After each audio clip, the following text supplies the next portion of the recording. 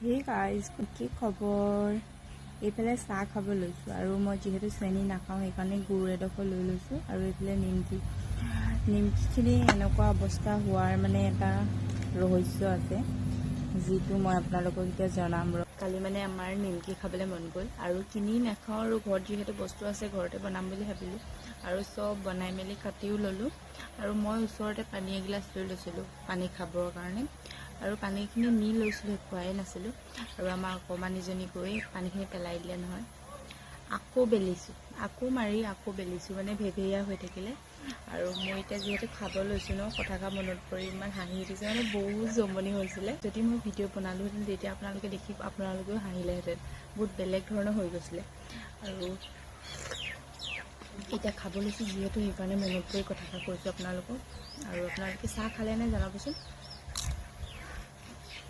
খাবলৈ কিন্তু বেয়া হোৱা নাই, ধুনীয়া হৈছে।